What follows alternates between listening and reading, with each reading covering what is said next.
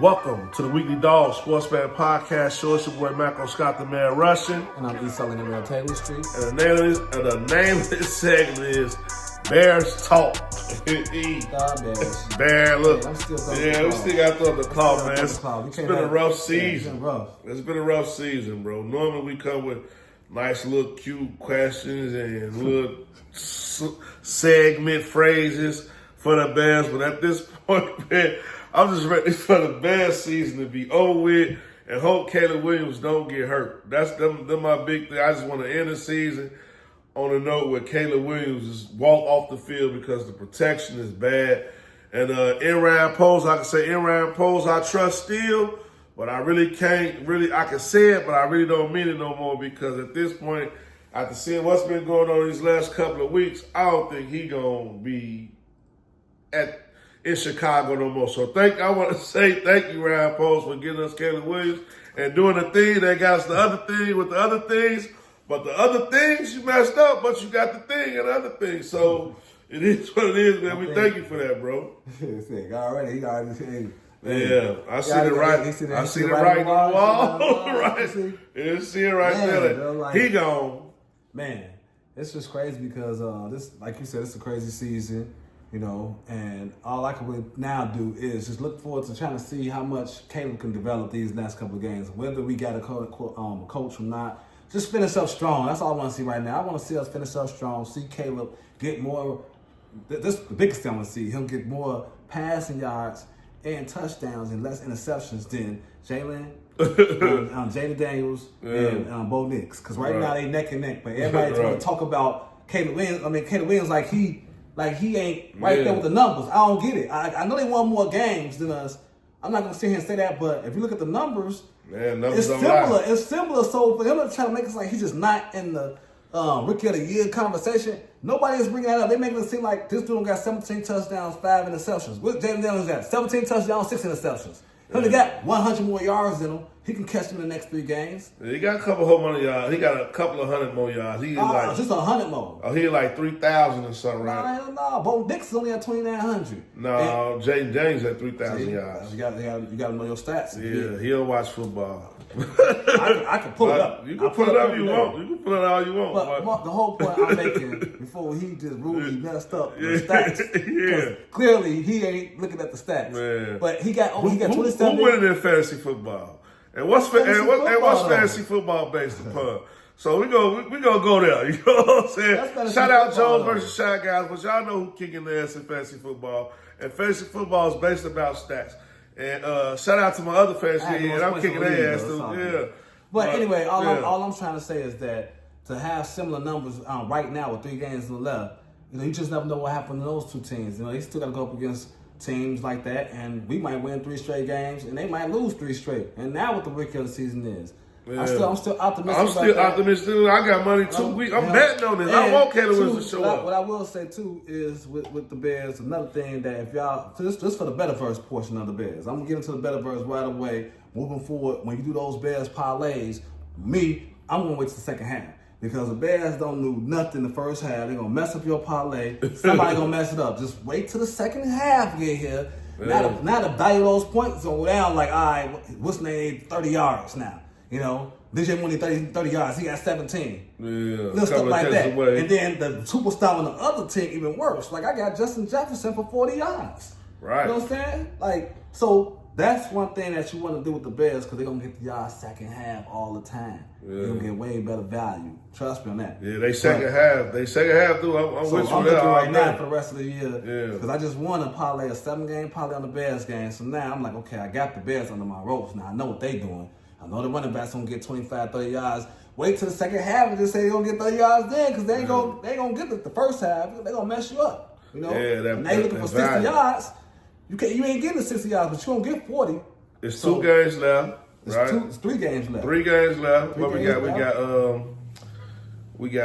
We got Detroit. Detroit coming home. They wounded. We got Minnesota, and we got Green Bay.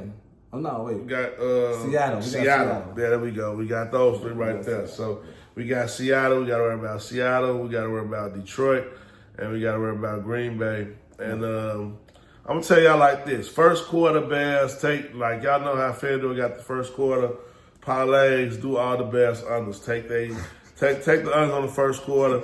But don't take like 5 or 7 of them. Just do like a couple.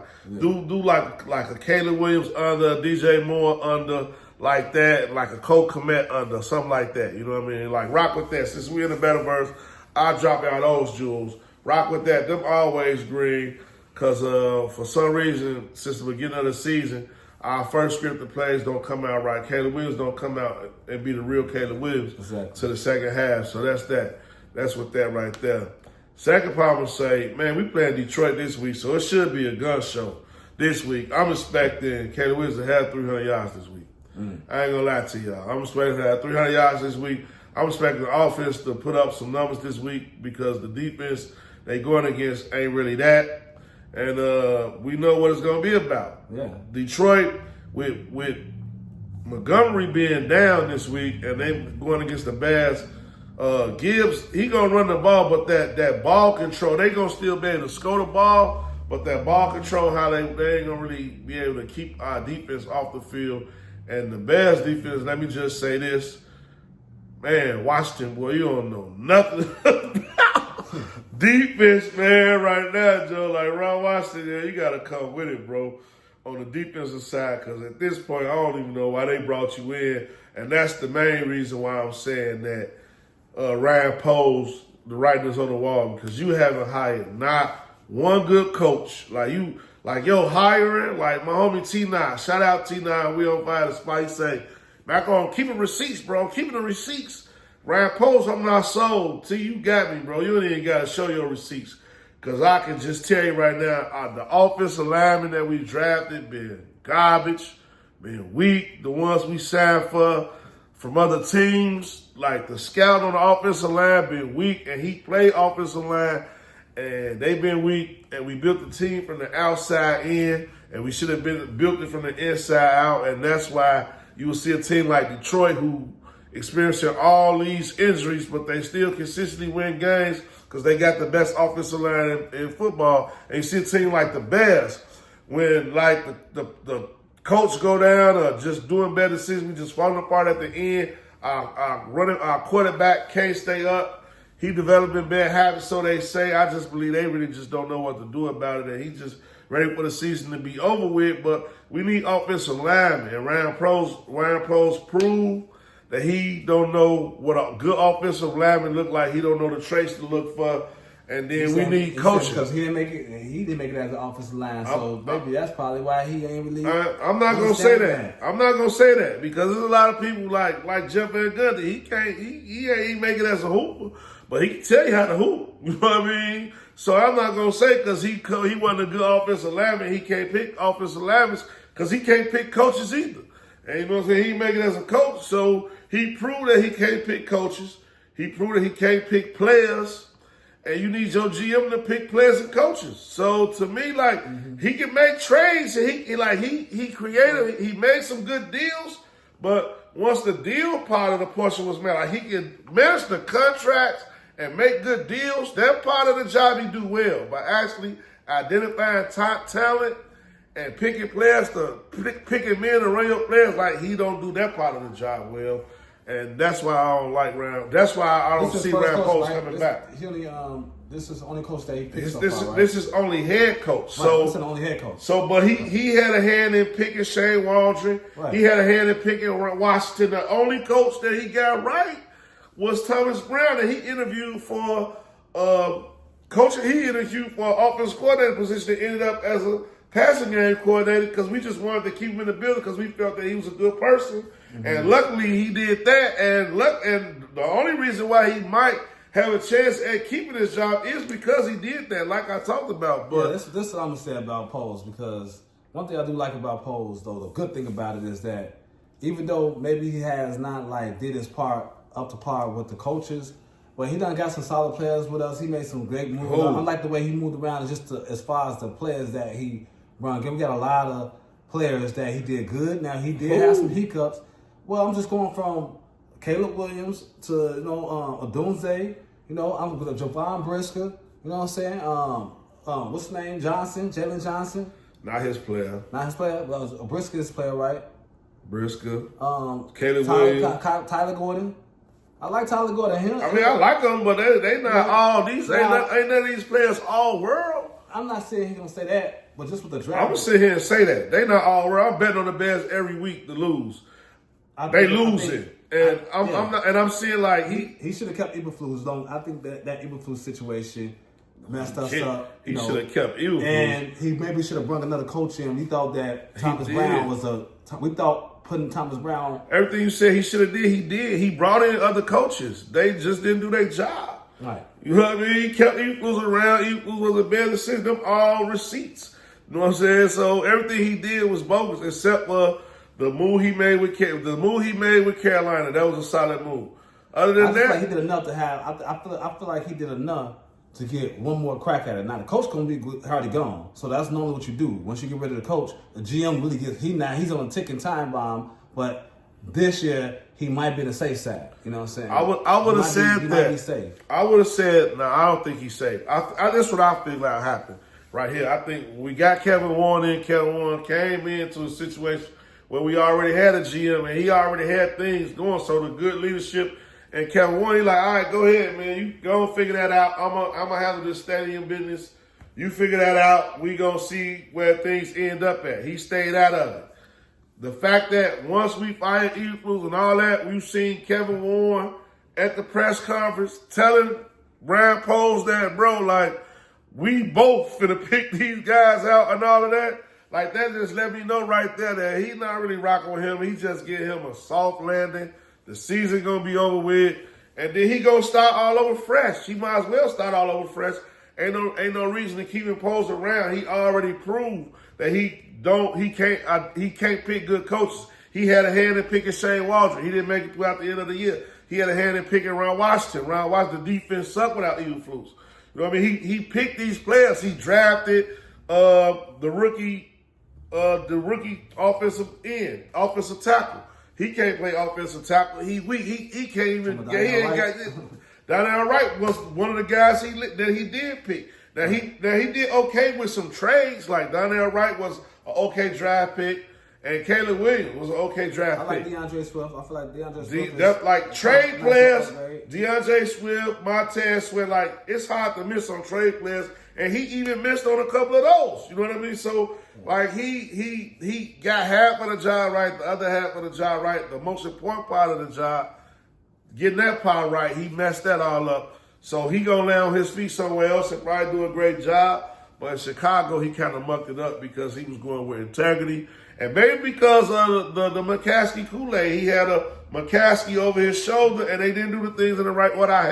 I hate to say the things. I hate when the radio people be right. Sometimes I listen to a lot of the radio. Yeah. So I hate when they be right sometimes, but I don't mind to say, okay, that part right there, they might have got right. Because I don't like the lens that they grade the Bears on. Because they be gambling, but they don't be gambling like us. And I think sometimes the decisions on the Bears be biased, but I'm giving it to you straight, real uncut, not biased. Ryan Poles, the picks he made just didn't pan out. I ain't gonna lie to you, it was more personal for me. Yeah, it's the Kool-Aid. I know it's the Kool-Aid. Nah, this is the main reason why, it's like now we're finna break the record on the fastest on ABE, all black everything. That's over and done with. Like that happened, that came and went. And that's why I was salty, but I thought we was gonna at least last a year with that. I wanted to see that transpire. And it looks like that's not going to happen in America. It looks like it's back at it. I mean, it happened. I don't think it's going to happen. We lucked across it. It happened, but Thomas Brown just said, man, the GM not going to be, if Ryan Poles gone, I don't see us getting a black GM. I don't see why not. We got a black president. You know what I mean? I don't see why we couldn't have a black GM. I don't see why we couldn't have another black coach. Like, I don't see why we couldn't have any of these things. You don't go based on who names out there. Well, it don't go based off that. What it goes by. That's how we got Eberflus. We got Eberflus because we had weak people in office who didn't understand their job. You know, he was on a list. We basically had a list of the coaches to hire before our general manager even had the job. It's over all the sites. So that's how Eagles was like just one, maybe the best candidate out of a list of bad candidates. I like all the coaches that they've been mentioning, and he wasn't black. Like I like Vabel. You know what I'm saying? I don't mind him coming in. I don't like him. I don't like Ben Johnson. No, you know who I like though? I like the boy from Buffalo, the offensive coordinator. I like that dude. I don't like him either. That's I don't like nobody right now until somebody like get here and make it happen. I ain't put my name or stamp of approval on none of these guys. I just want them all gone.